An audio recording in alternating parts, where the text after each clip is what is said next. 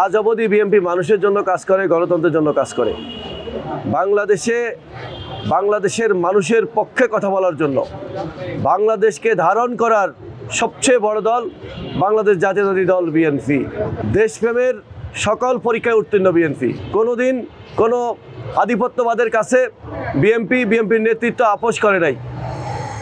কোনো স্বৈরাচারের কাছে দেশনেত্রী বেগম খালেদা জিয়া আপোষ করেন নাই। আমাদের ভারপ্রাপ্ত চেয়ারম্যান জনাব তারেক রহমান আপোষ করেন নাই।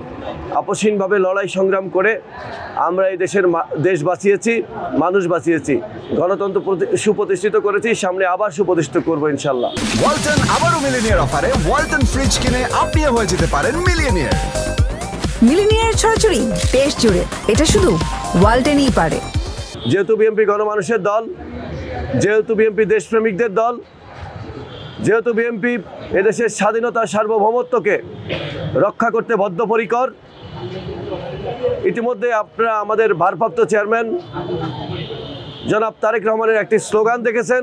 সর্বশেষ জনসভায় তিনি যেটা দিয়েছেন, তারুণ্যের সমাবেশে তিনি বলেছেন, পিন্ডি নয়, দিল্লি নয়, অন্য কোনো দেশ, সবার আগে বাংলাদেশ।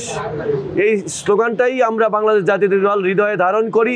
আর এই স্লোগান ধারণ করি বলেই বাংলাদেশের মানুষ বিএনপিকে ভোট দিবে, ধানের শীষে ভোট দিবে, দেশনেত্রী বেগম খালেদা জিয়ার মার্কায় ভোট দিবে, আমাদের ভারপ্রাপ্ত চেয়ারম্যান জনাব তারেক রহমানের মার্কা ধানের শীষ মার্কা, সেই মার্কায় জনগণ ভোট দিবে ইনশাআল্লাহ।